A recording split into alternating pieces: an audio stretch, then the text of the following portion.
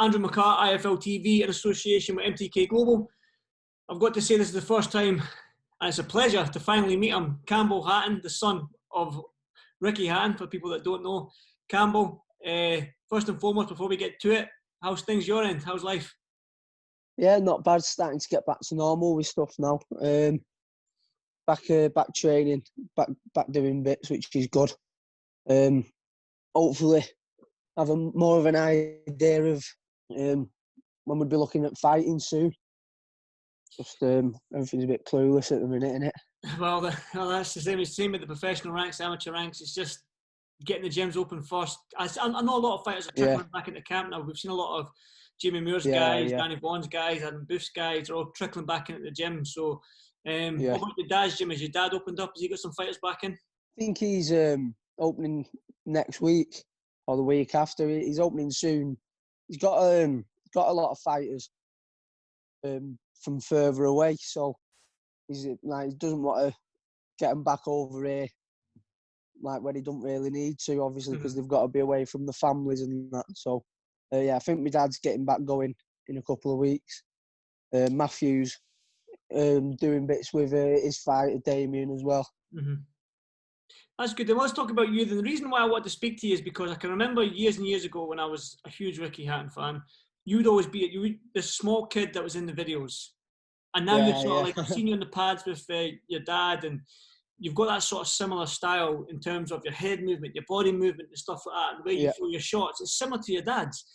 I was quite intrigued to sort of like get your story and your background. So for people that haven't followed you, don't know much about Campbell Hatton, just break down your amateur record and your sort of plans that you want to do for the next year. Well, I've had about 30 fights. Won most of them. I think, don't know my exact record. I think I've had just over 30 bouts. Won about 20 of them, 20 something. So not doing bad. Won 2 Northwest titles and a national novice title as well. Hopefully, like we say, it's hard to know what next year is going to look like at the minute, but hopefully not far away from turning pro now. Definitely wait for things to start calming down, so we know exactly what we want to do, because obviously things, you don't know how things will work with stuff like opponents and getting on shows. So just playing it by ear at the minute, but definitely don't think it's far away to turn over. You're saying that, but obviously with it, how old are you now, Campbell, if you don't mind me asking? 19. 19. So do you have ambitions to sort of like be an ABA champion, Commonwealth and stuff like that, or do you think your style suits the pros better? Yeah, definitely. Ever since I started as an amateur, I've always had like my eye on working towards turning pro. Really, I've not got the amateur style for like tournaments like that. I have done well against like your typical amateur style. Like, it's not like set me back or anything, and I don't think I'm like very far away from like the kids at that level. But I just don't think it suits me. I think longer fights, like being able to pick my shots, that'll, I think, it just be great for me. Are you a body puncher like your old man? Yeah, like working the body, and a lot of pressure.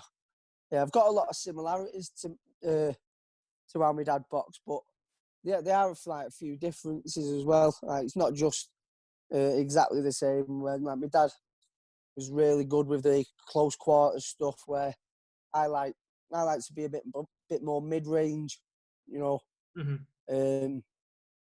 there are a few differences, but yeah, I've still got an exciting style which will be perfect for the pros.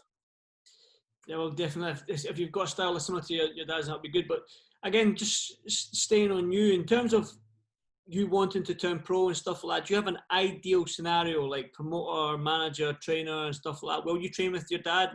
Or would that be too close to home? I'll probably carry on like my training probably won't really change loads.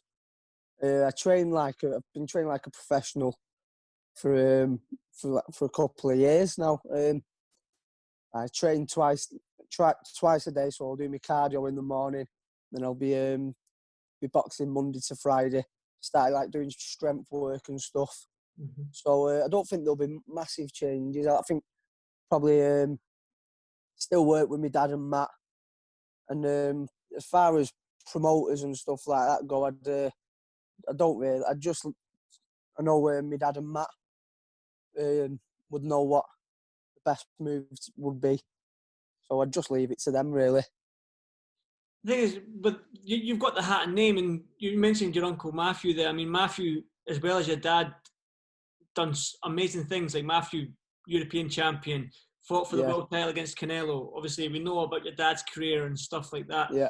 Do you feel pressure to carry on that name and fulfill sort of like as much as your uncle and your dad did as when you turned pro? Do you feel any pressure in that? No, not really. But I do. I think I'm good enough to do well as a pro, and I think I will win some titles myself. But I don't feel like I've got to do anything because they did. Mm-hmm. You know what I mean? I don't feel like I need to compare myself. I'll do what I do. You know what I mean? Is there not going to be any bragging rights in the house saying that you got further of 3-4 weight world champion? No. Well, no bragging rights? Hopefully, yeah. I'm hoping so. Definitely. So when you look at the sort of like professional scene right now and your weight and your height and stuff like that, what weight class would you jump in at? Probably a lightweight.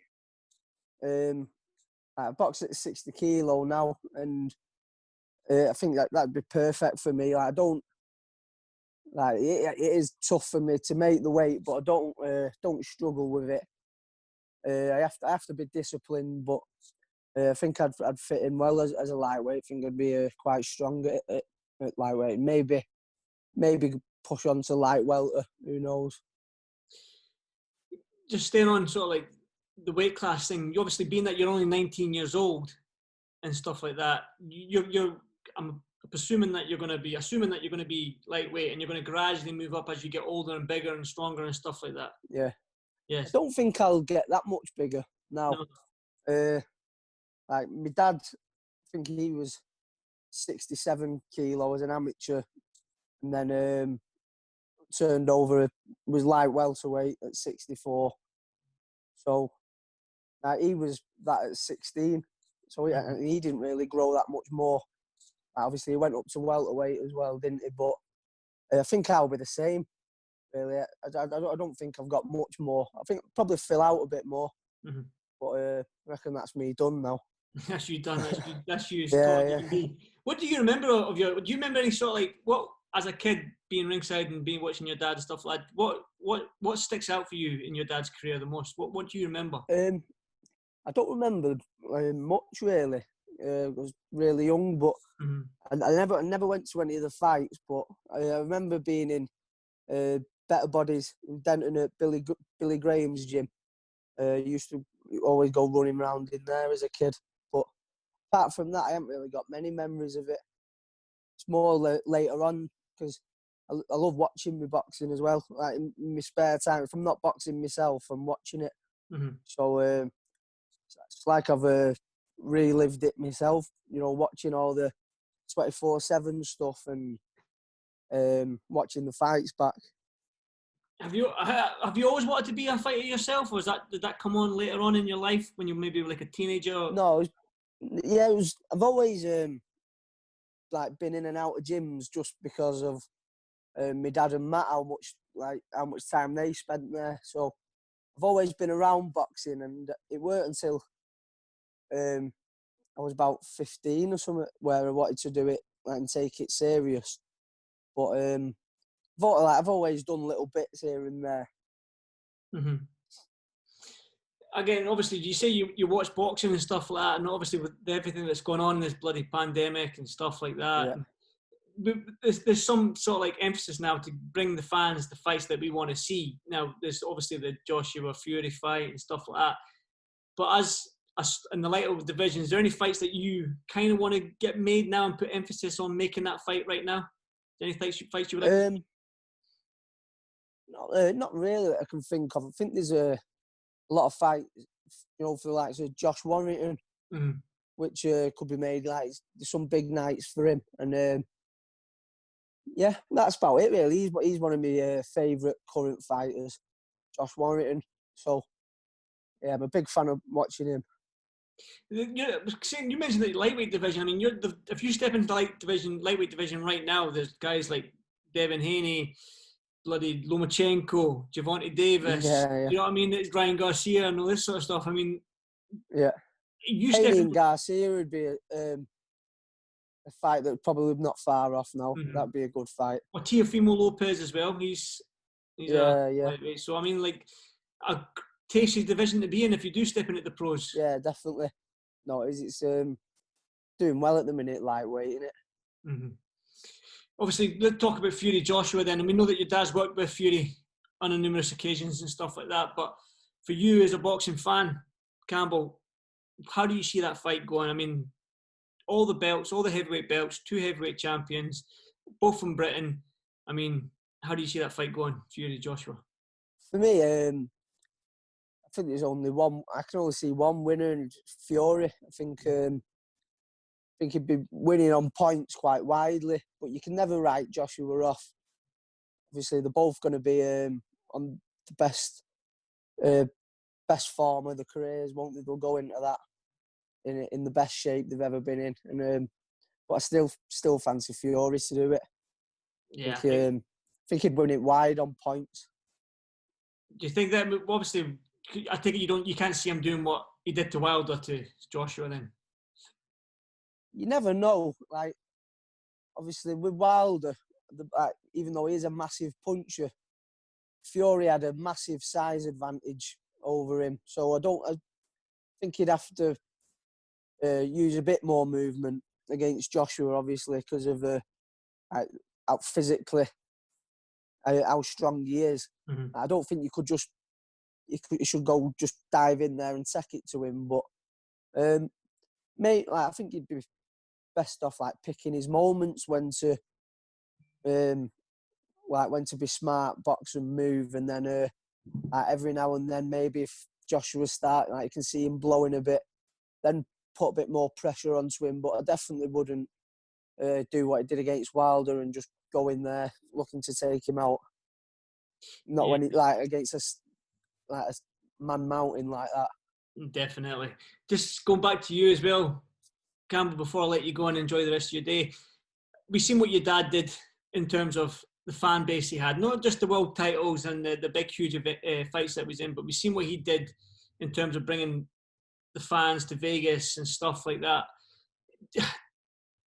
Is that a dream of yours? I know world titles and stuff like that, but to just bring people en masse to 10,000 miles away, is that a dream of yours as well? Yeah, definitely. It's there's not many fighters that have been able to do that. You have there's some like you say Alvarez. Obviously, he doesn't take them with him because he's normally in America anyway. But popular fighters like that, I think I've got a style that will draw people in because I do put the pressure on. I'm aggressive, and so I think I could do.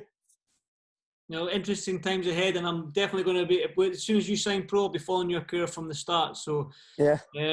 Stick in, keep training hard, Campbell, and nice one, mate. Hopefully this is the first of many interviews ahead. Yeah, defo. Good stuff, my man. Stick in. Nice one, mate. Cheers. Cheers, Campbell.